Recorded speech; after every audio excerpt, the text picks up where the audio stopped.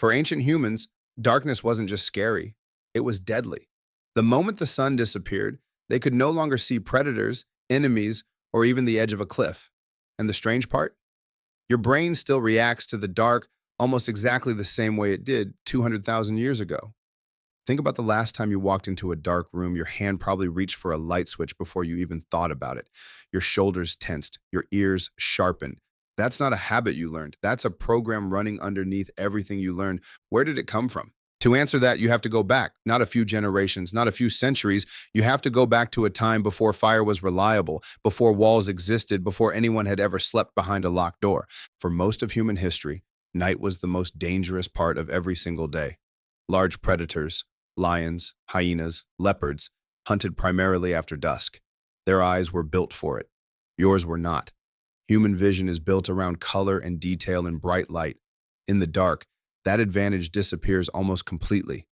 You go from being one of the most capable visual predators on the savannah to being nearly blind. That gap mattered. It mattered so much that it shaped the way your brain is wired today. Researcher David Sampson, an evolutionary anthropologist who has spent years studying sleep among the Hadza, a hunter-gatherer community in Tanzania, found something surprising. Even in a group of dozens of people, someone is almost always awake during the night, not because of insomnia, because their sleep is staggered, layered, overlapping, so that at any given hour, at least one set of eyes is open, watching, listening. Sampson called this a kind of built-in night watch. It wasn't planned. It emerged, generation after generation, because the groups that had someone alert in the dark were the groups that survived to have children. Your ancestors who slept too deeply, who ignored a sound outside the fire's glow, who didn't feel that prickle of unease when the light faded. They were removed from the gene pool, quietly, efficiently, night after night. The ones who survived were the anxious ones, the ones whose hearts sped up a little at a snapped twig in the dark, the ones who didn't fully relax until the sun came back up. That's who you're descended from. So when your chest tightens walking down a dark hallway, that's not weakness, that's inheritance. There's a concept in evolutionary psychology called the smoke detector principle, developed by physician and evolutionary biologist Randolph Nessa. The idea is simple.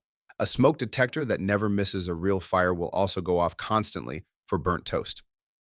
Evolution doesn't build systems that are accurate. It builds systems that are cautious. A false alarm costs you a moment of unnecessary fear. A missed real threat costs you your life. Given that math, your body is built to overreact every time without apology. Fear of the dark is a smoke detector. It goes off even when there's no fire. But for 200,000 years, often enough, there was. Here's where it gets stranger. This fear isn't randomly assigned. It's specific, structured. Almost like a checklist your brain runs without asking permission. Psychologist Arne Ullman spent decades studying what he called prepared fears. Threats that humans learn to fear astonishingly fast, faster than things that are statistically far more dangerous. Snakes, spiders, sudden movement in peripheral vision, darkness itself. In his experiments, people picked out images of snakes and spiders in a crowd of neutral objects faster than they picked out flowers or mushrooms, even when the images flashed for a fraction of a second. Your brain isn't learning these fears from scratch in your lifetime. It's activating something that was already loaded in, waiting. Darkness works the same way. You don't need to be taught to feel uneasy in it. Children who have never been warned about monsters still hesitate at the edge of an unlit room. That hesitation is old. Older than language, older than campfire stories passed down to explain it after the fact. Which raises a question worth sitting with. What if the monster stories came after the fear, not before it? For most of human existence, that fear didn't need a name. It had a face, a pair of eyes reflecting firelight from just beyond the edge of camp, a rustle in grass too tall to see over, a shape near the water hole at dusk when the animals that killed humans and the humans who needed water were forced to share the same narrow window of visibility. Fire changed things, but not as completely as you might think. Fire pushed the danger back a few meters. It didn't erase it. Groups still needed watches, still needed rules. In many hunter-gatherer societies studied by anthropologists, staying near the fire after dark wasn't a suggestion, it was survival law, enforced through fear itself. The fear did the enforcing so the group didn't have to.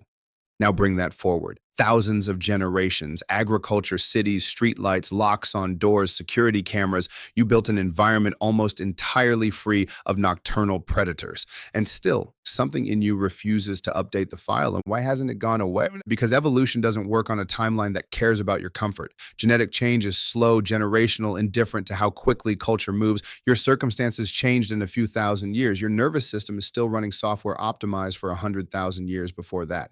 The mismatch isn't a flaw. It's just math.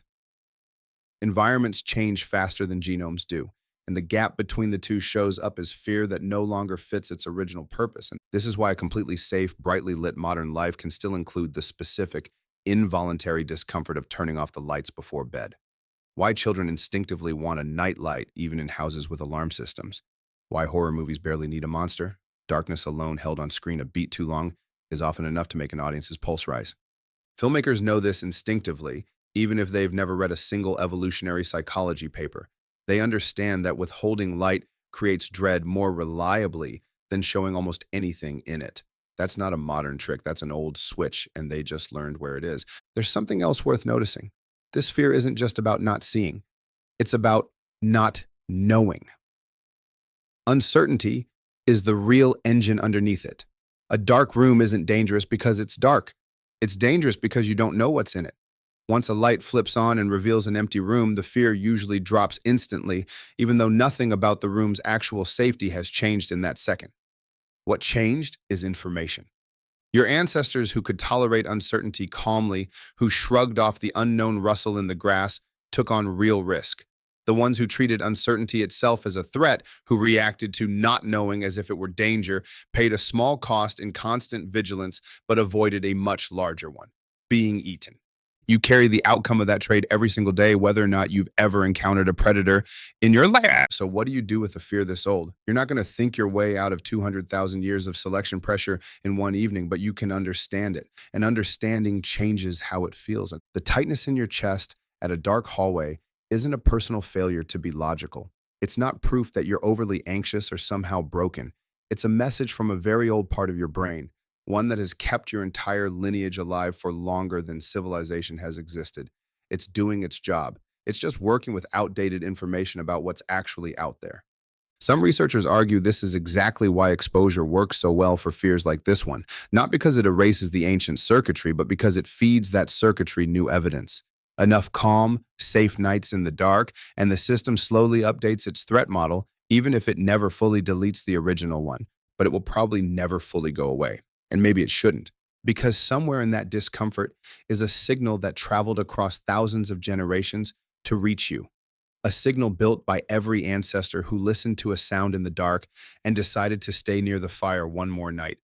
Every one of them who trusted that feeling long enough to survive and pass it forward. You are the end result of that unbroken chain of caution. So tonight, when the room goes dark and something in you tightens, just for a second, notice it for what it actually is. Not a malfunction. Not irrational nonsense left over from childhood. A message sent across 200,000 years from every single person who came before you and made it through the night. For them, the dark wasn't just uncomfortable. It was deadly. And the strange part?